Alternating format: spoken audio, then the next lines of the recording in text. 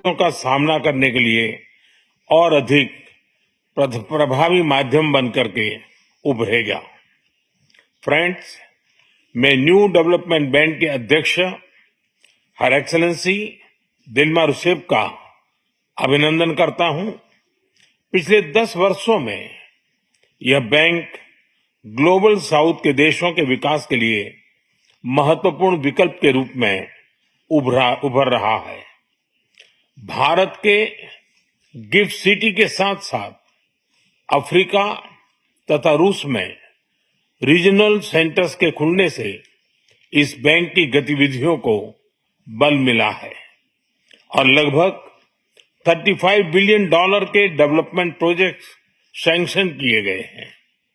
NDB को demand driven सिद्धांत पर काम करते रहना चाहिए और बैंक का विस्तार करते हुए long term financial sustainability, healthy credit rating और मार्केट एक्सेस सुनिश्चित करने पर प्राथमिकता रहनी चाहिए। फ्रेंड्स, नए स्वरूप में ब्रिक्स $30 ट्रिलियन से भी ज्यादा बड़ी इकोनॉमी है। हमारे आर्थिक सहयोग को बढ़ाने में ब्रिक्स बिजनेस काउंसिल और ब्रिक्स विमेन बिजनेस अलायंस की विशेष भूमिका रही है।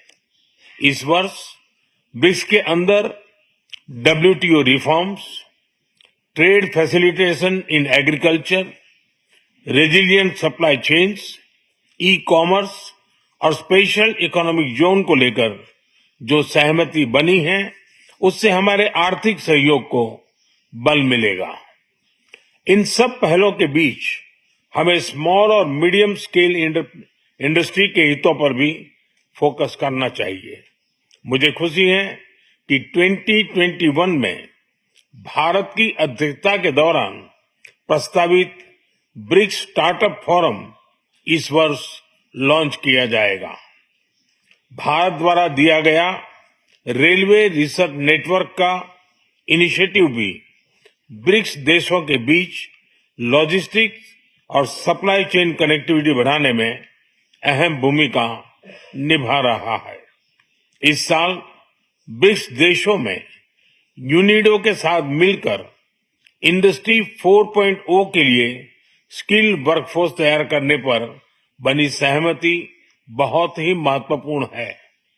2022 में लॉन्च किया गया ब्रिक्स वैक्सीन R&D सेंटर सभी देशों की स्वास्थ्य सुरक्षा बढ़ाने में मदद कर रहा है।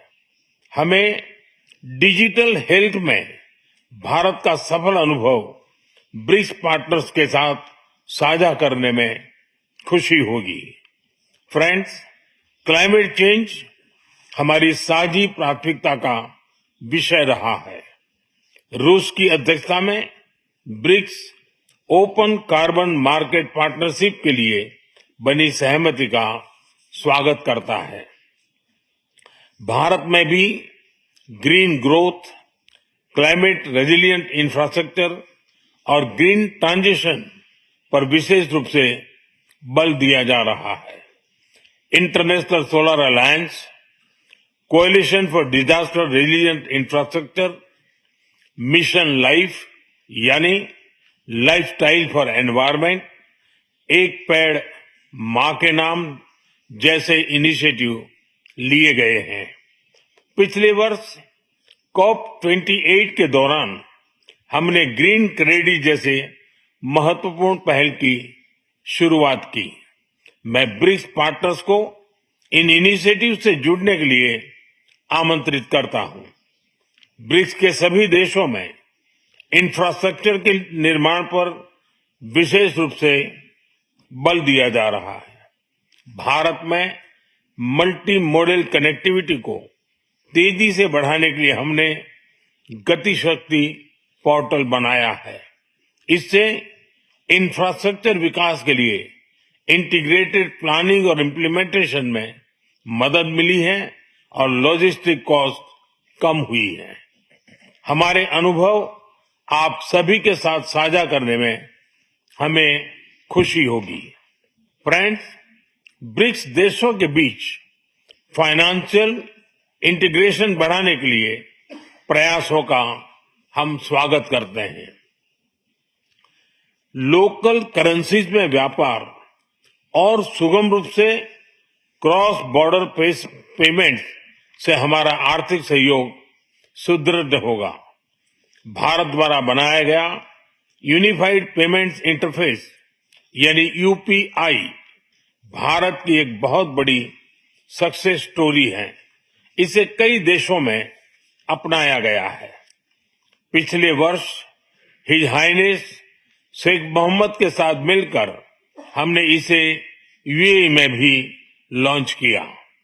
अन्य ब्रिक्स देशों के साथ भी इसमें सहयोग किया जा सकता है। फ्रेंड्स, भारत ब्रिक्स के अंतर्गत सहयोग बढ़ाने के लिए पूरी तरह से प्रतिबद्ध है।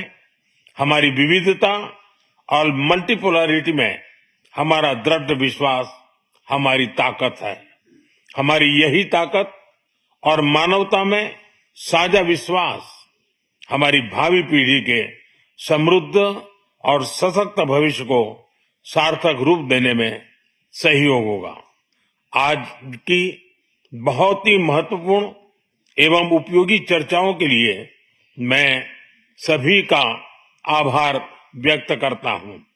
ब्रिक्स के अगले अध्यक्ष के रूप में मैं राष्ट्रपति लूला को हार्दिक शुभकामनाएं देता हूं।